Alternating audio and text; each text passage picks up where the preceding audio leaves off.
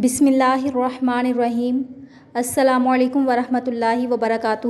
عزیز طلباء و طالبات، امید ہے کہ آپ سب اللہ تعالیٰ کے فضل و کرم سے خیر و عافیت سے ہوں گے۔ اللہ تعالیٰ آپ سب کو اپنی حفظ و امان میں رکھے، آمین۔ عزیز طلباء و طالبات، آج ہم باب صوم سیرت نبوی صلی اللہ علیہ وآلہ وسلم کے حصہ الف عہد نبوی کے ماہ و سال مدنی دور، نبی کریم صلی اللہ علیہ وآلہ وسلم بطور معاشرتی مسلح بولتے ہیں رہنمائی کرنے والے کو، کہ سبق غزوہ تبوک کا مطالعہ کریں گے۔ عزیز طلباء و طالبات، سبق کا آغاز کرنے سے پہلے میں آپ کو غزوہ تبوک کے بارے میں کچھ معلومات فراہم کرتی ہوں۔ تبوک مدینہ اور شام کے درمیان ایک مقام کا نام ہے جو مدینہ سے 14 منزل دور ہے۔ بعض مورخین کا قول ہے کہ تبوک ایک قلعہ کا نام ہے اور بعض کا قول ہے کہ تبوک ایک چشمہ کا نام ہے۔ ممکن ہے یہ سب باتیں موجود ہوں۔ عزیز طلباء و طالبات، غزوہ تبوک سخت قحط کے دنوں میں ہوا۔ طویل سفر، ہوا گرم، سواری کم، کھانے پینے کی تکلیف، لشکر کی تعداد بہت زیادہ، اس لیے اس غزوہ میں مسلمانوں کو بڑی تنگی اور تنگ دستی کا سامنا کرنا پڑا۔ یہی وجہ ہے کہ اس غزوہ کو جیش العسرہ یعنی تنگ دستی کا غزوہ کہا جاتا ہے۔ مطالعہ شروع کرتے ہیں۔ غزوہ تبوک 9 ہجری میں ہوا۔ تبوک ایک مشہور مقام ہے جو مدینہ منورہ سے دمشق کے راستے پر واقع ہے۔ عزیز طلباء و طالبات، آپ سے سوال پوچھا جا سکتا ہے کہ غزوہ تبوک کب پیش آیا اور تبوک کہاں واقع ہے؟ اس علاقے میں موجود پانی کے ایک چشمے کا نام تبوک تھا۔ اسی مناسبت سے اس غزوے کا نام بھی غزوہ تبوک پڑ گیا۔ معرکہ موتا کے بعد رومی سلطنت نے مسلمانوں پر حملہ کرنے کا ارادہ کیا۔ غسانی قبائل جو شام میں رومیوں کے زیر اثر تھے اور مسیحی مذہب سے تعلق رکھتے تھے، ان کو قیصر روم ہرقل نے اس لڑائی کے لیے ابھارا۔ شام کے تاجروں نے مدینہ منورہ میں یہ خبر دے دی کہ رومیوں نے شام میں مسلمانوں کے مقابلے کے لیے ایک بہت بڑا لشکر تیار کیا ہے جس کو ہرقل کی حمایت حاصل ہے۔ نبی کریم صلی اللہ علیہ وآلہ وسلم کو جب اس کی اطلاع ملی تو آپ خاتم النبیین صلی اللہ علیہ وآلہ وسلم نے رومیوں سے جنگ کی تیاری کا حکم دیا۔ یہ سخت تنگی، قحط سالی اور شدید گرمی کے دن تھے۔ پھلوں کے پکنے کا موسم تھا جس کی وجہ سے گھروں سے نکلنا بہت دشوار تھا۔ ان تمام ناسازگار حالات کے باوجود جب نبی کریم صلی اللہ علیہ وآلہ وسلم نے غزوہ تبوک کا اعلان فرمایا تو صحابہ اکرام رضی اللہ تعالیٰ عنہم نے بڑے جوش و خروش سے تیاری شروع کر دی۔ آپ خاتم النبیین صلی اللہ علیہ وآلہ وسلم نے اس مہم میں ہر اس شخص کی شرکت لازمی قرار دے دی جو صحت مند ہو اور اس کے پاس سواری کا جانور موجود ہو۔ عزیز طلباء و طالبات، غزوہ تبوک 9 ہجری کو پیش آیا۔ میں آپ کو بتاتی ہوں کہ غزوہ تبوک کا سبب کیا بنا۔ عرب کا غسانی خاندان جو قیصر روم کے زیر اثر ملک شام پر حکومت کرتا تھا، چونکہ وہ مسیحی تھا، اس لیے قیصر روم نے ان کو اپنا اعلیٰ کار بنا کر مدینہ منورہ پر فوج کشی کا عزم کر لیا۔ چنانچہ ملک شام کے جو سوداگر روغن زیتون بیچنے مدینہ منورہ آیا کرتے تھے، انہوں نے خبر دی کہ قیصر روم کی حکومت نے ملک شام میں بہت بڑی فوج جمع کر دی ہے اور اس فوج میں رومیوں کے علاوہ اور بھی بہت سے قبائل شامل ہیں۔ ان خبروں کا تمام عرب میں ہر طرف چرچا تھا اور رومیوں کی اسلام دشمنی کوئی ڈھکی چھپی چیز نہیں تھی، اس لیے ان خبروں کو غلط سمجھ کر نظر انداز کر دینے کی بھی کوئی وجہ نہیں تھی۔ اس لیے حضور اکرم صلی اللہ علیہ وآلہ وسلم نے بھی فوج کی تیاری کا حکم دے دیا۔ نبی کریم صلی اللہ علیہ وآلہ وسلم نے غزوہ تبوک کی تیاری کے لیے مال و اسباب اکٹھے کرنے شروع کر دیے۔ نبی کریم صلی اللہ علیہ وآلہ وسلم کے حکم پر صحابہ اکرام رضی اللہ تعالیٰ عنہم نے اپنا مال و دولت آپ خاتم النبیین صلی اللہ علیہ وآلہ وسلم کے قدموں پر نچھاور کر دیا۔ حضرت ابوبکر صدیق رضی اللہ تعالیٰ عنہ نے اپنے گھر کا سارا مال نبی کریم صلی اللہ علیہ وآلہ وسلم کی خدمت میں پیش کر دیا۔ رسول اللہ صلی اللہ علیہ وآلہ وسلم نے ان سے دریافت فرمایا، ترجمہ: تم نے اپنے گھر والوں کے لیے کیا چھوڑا؟ سیدنا ابوبکر صدیق رضی اللہ تعالیٰ عنہ نے عرض کیا، میں ان کے لیے اللہ اور اس کے رسول خاتم النبیین صلی اللہ علیہ وآلہ وسلم کی محبت اور الفت کو چھوڑ آیا ہوں۔ اس موقع پر حضرت عمر فاروق رضی اللہ تعالیٰ عنہ نے اپنے گھر کا آدھا مال نبی کریم صلی اللہ علیہ وآلہ وسلم کی خدمت میں پیش کیا۔ حضرت عثمان رضی اللہ تعالیٰ عنہ لشکر تبوک کی تیاری کے لیے 100 گھوڑے، 900 اونٹ اور 1000 دینار لے کر حاضر ہوئے۔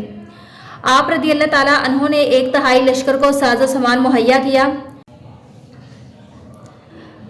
حضرت عبد الرحمن بن عوف رضی اللہ تعالیٰ عنہ نے 4000 درہم، سیدنا عاصم بن عدی رضی اللہ تعالیٰ عنہ نے 90 وسق 13 ٹن یعنی 500 کلو گرام کھجوریں پیش کی۔ وسق عزیز طلبہ و طالبات، اناج کو ماپنے کے لیے ایک آلہ استعمال ہوتا ہے اور حضرت ابو عقیل رضی اللہ تعالیٰ عنہ نے رات بھر مزدوری کر کے نصف سا کھجوریں کما کر نبی کریم صلی اللہ علیہ وآلہ وسلم کی خدمت میں پیش کی۔ عزیز طلبہ و طالبات، سا ایک پیمانہ ہے جو خرید و فروخت ناپنے کے لیے استعمال ہوتا ہے۔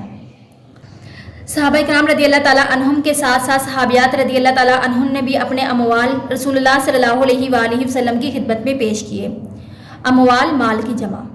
سیدہ ام سنان اسلمیہ رضی اللہ تعالیٰ عنہا بیان کرتی ہیں کہ میں نے سیدہ عائشہ رضی اللہ تعالیٰ عنہا کے حجرے میں رسول اللہ صلی اللہ علیہ وآلہ وسلم کے سامنے ایک چادر بچھی ہوئی دیکھی جس میں مسلمان خواتین اپنے ہار، چوڑیاں، انگوٹھیاں، جھمکے، دیگر زیورات اور کپڑے ڈال رہی تھیں۔ عزیز طلبہ طالبات، اس غزوہ میں صحابہ کرام رضی اللہ تعالیٰ عنہم نے اصرار کا بھرپور مظاہرہ کیا۔ یہ سفر چونکہ طویل تھا اور مشکل حالات میں پیش آ رہا تھا، اس لیے حضور صلی اللہ علیہ وآلہ وسلم نے واضح اعلان فرما دیا تھا کہ تبوک جانا ہے تاکہ ہر شخص اس فاصلے کو مد نظر رکھ کر تیاری کرے۔ اس غزوے کے لیے حضور صلی اللہ علیہ وآلہ وسلم نے اہل ثروت کو تنگ دستوں کی تیاری کی ترغیب دی۔ حضور صلی اللہ علیہ وآلہ وسلم کا فرمان سن کر حضرت عثمان غنی رضی اللہ تعالیٰ عنہ گھر تشریف لے گئے اور 1000 دینار لا کر حضور صلی اللہ علیہ وآلہ وسلم کی خدمت میں پیش کر دیے۔ عزیز طلبہ طالبات، اس سبق میں ہم نے ابھی پڑھا ہے کہ حضرت عثمان غنی رضی اللہ تعالیٰ عنہ نے 100 گھوڑے، 900 اونٹ اور 1000 دینار رسول اللہ صلی اللہ علیہ وآلہ وسلم کی خدمت میں پیش کیے۔ اسی طرح حضرت ابوبکر صدیق رضی اللہ تعالیٰ عنہ نے بھرپور اصرار کا مظاہرہ کیا۔ حضرت ابوبکر صدیق رضی اللہ تعالیٰ عنہ ان سوچوں سے ماورا تھے، ان کا انداز فکر سب سے نرالا تھا۔ آپ رضی اللہ تعالیٰ عنہ گھر میں جو کچھ تھا سب اٹھا لائے۔ یہ دیکھ کر حضور صلی اللہ علیہ وآلہ وسلم نے پوچھا، ابو بکر گھر والوں کے لیے کیا چھوڑا ہے؟ تو انہوں نے بصد اعتماد جواب دیا، ان کے لیے اللہ اور اس کے رسول صلی اللہ علیہ وآلہ وسلم کو چھوڑ کر آیا ہوں۔ عزیز طلبہ طالبات، حضرت عثمان غنی اور حضرت ابوبکر صدیق رضی اللہ تعالیٰ عنہم کے علاوہ بھی تمام اہل خیر نے اس مہم میں بڑھ چڑھ کر حصہ لیا اور حسب استطاعت مجاہدین کے لیے امداد فراہم کی۔ حضرت عمر فاروق رضی اللہ تعالیٰ عنہ اپنا نصف مال لے کر آئے۔ حضرت عبد الرحمن بن عوف 100 اوقیہ سونا لے کر آئے۔ مسلمان عورتوں نے اپنے زیورات پیش کر دیے۔ کسی صحابی رضی اللہ تعالیٰ عنہ نے سواری کے لیے اونٹ فراہم کیے اور کسی نے گھوڑے، کوئی صاحب غلہ لے آئے اور کسی نے ہتھیار دیے۔ نبی کریم صلی اللہ علیہ وآلہ وسلم نے غزوہ تبوک کے موقع پر حضرت علی رضی اللہ تعالیٰ عنہ کو مدینہ منورہ میں اہل بیت کی حفاظت، گھریلو اور دیگر امور کی انجام دہی پر مامور فرمایا۔ نبی کریم صلی اللہ علیہ وآلہ وسلم نے سواریوں کی کمی کی وجہ سے بعض صحابہ کرام رضی اللہ تعالیٰ عنہم کو مدینہ منورہ ہی میں ٹھہرنے کا حکم دیا، تو ان صحابہ کرام رضی اللہ تعالیٰ عنہم کے خلوص، جذبہ ایمانی اور جہاد کے شوق کی وجہ سے ان کی آنکھوں سے آنسو نکل پڑے۔ غزوہ تبوک کے سفر کی تیاری زور و شور سے جاری تھی۔ زیادہ سفر، راستے کا سامان اور سواریوں کا بندوبست کیا جا رہا تھا، لیکن منافقین کا ٹولہ طرح طرح کی سازشوں میں مصروف تھا۔ منافقین کے لیڈر جد بن قیس اور عبداللہ بن ابی جہاد کے لیے نکلنے پر قطعاً راضی نہ تھے۔ وہ اپنی جماعت سمیت مسلمانوں کے حوصلے پست کرنے اور رومیوں سے خوف زدہ کرنے میں مشغول تھے۔ جب نبی کریم صلی اللہ علیہ وآلہ وسلم اسلامی لشکر لے کر تبوک کی طرف روانہ ہوئے تو منافقین کا سردار عبداللہ بن ابی سنیت الوداع کے پاس زباب نامی مقام پر اپنے ساتھیوں سمیت یہ کہہ کر واپس لوٹ گیا کہ اتنے گرم موسم میں حالات کی تنگی کے باوجود مسلمان رومیوں سے جنگ لڑنے جا رہے ہیں۔ رومی بہت طاقتور ہیں، ان کا مقابلہ کرنا کسی کے بس کی بات نہیں۔ اس طرح اللہ تعالیٰ نے مسلمانوں کے سامنے منافقوں کی حالت عیاں کر دی اور وہ بے نقاب ہو گئے۔ عزیز طلبہ و طالبات، جب آپ صلی اللہ علیہ وآلہ وسلم نے فیصلہ فرمایا کہ رومیوں کو اسلامی حدود میں داخل نہیں ہونے دیا جائے گا، یہ بہت طویل سفر تھا اور شدید گرمی کا موسم تھا۔ ان دنوں پورا عرب قحط کی لپیٹ میں تھا۔ اسی بنا پر اس غزوہ کو غزوۃ الاسرہ بھی کہا جاتا ہے، یعنی تنگ دستی والا غزوہ۔ ظاہر ہے کہ ایسی بے سر و سامانی کے عالم میں آگ کی طرح تپتے ہوئے صحراؤں کو عبور کرنا کام آسان نہیں تھا۔ منافقین سخت گھبرائے ہوئے تھے اور اہل ایمان کو اپنا ہم نوا بنانے کے لیے کہتے پھرتے تھے کہ اس گرمی میں جنگ نہیں کرنی چاہیے۔ ارشاد باری تعالیٰ ہے، پس اگر اللہ تعالیٰ آپ کو ان کی کسی جماعت کی طرف لوٹا کر واپس لے آئے، پھر یہ آپ سے میدان جنگ میں نکلنے کی اجازت طلب کریں تو آپ کہہ دیجئے کہ تم میرے ساتھ ہرگز چل نہیں سکتے، نہ میرے ساتھ تم دشمنوں سے لڑائی کر سکتے ہو۔ تم نے پہلی مرتبہ بیٹھ رہنے کو پسند کیا تھا، بس تم پیچھے رہ جانے والوں میں بیٹھے رہو۔ سورۃ التوبہ آیت نمبر 83۔ عزیز طلبہ و طالبات، غزوہ تبوک کے موقع پر مسلمانوں کے 3 گروہ سامنے آئے۔ ایک ایمان کامل والے مومن، دوسرے ایمان ناقص والے مومن اور تیسرے منافقین۔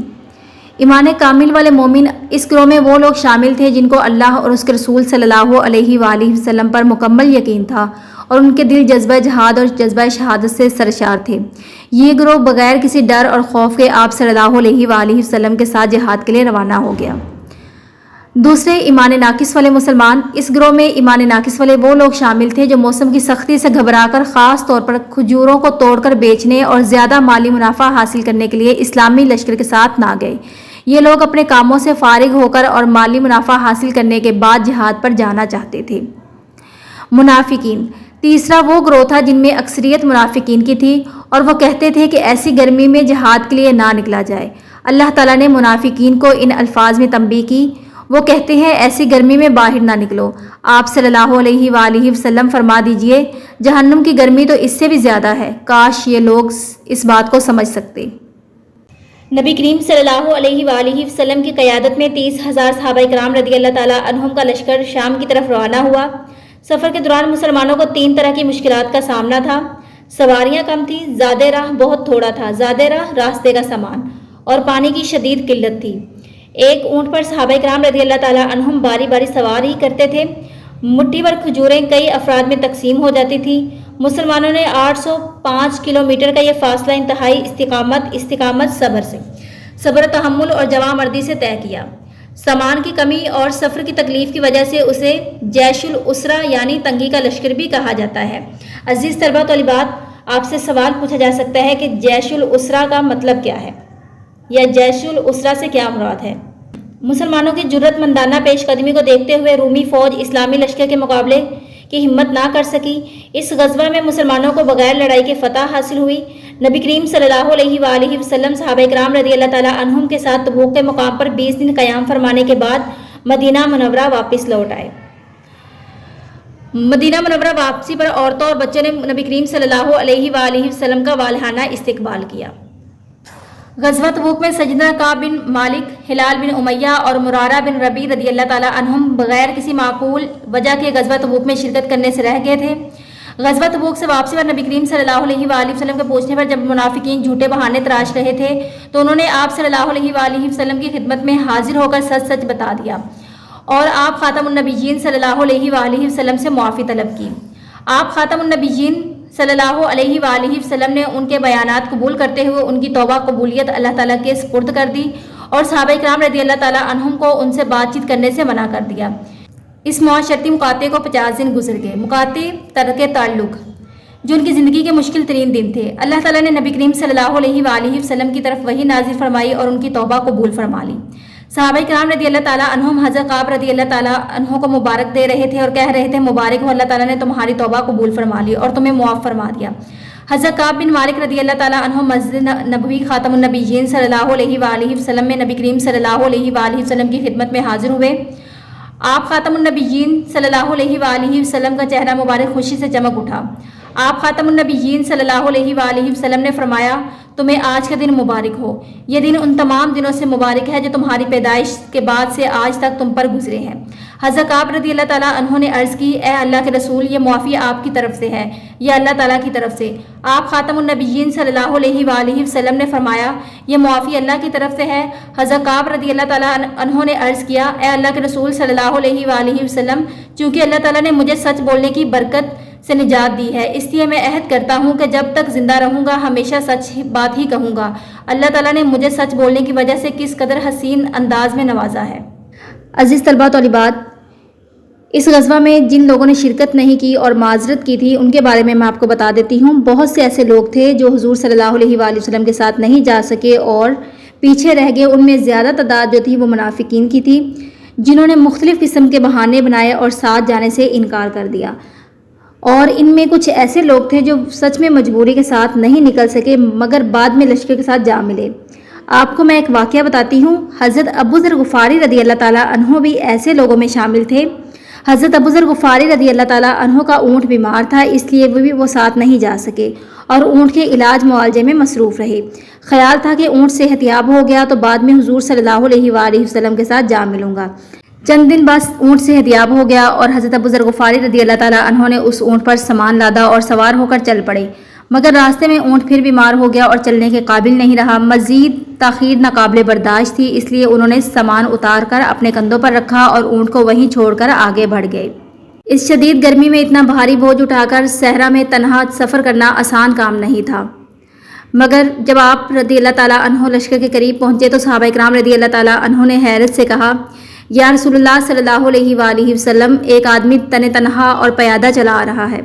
حضور صلی اللہ علیہ وآلہ وسلم نے فرمایا، اس کو ابو ذر غفاری رضی اللہ تعالیٰ عنہ ہونا چاہیے۔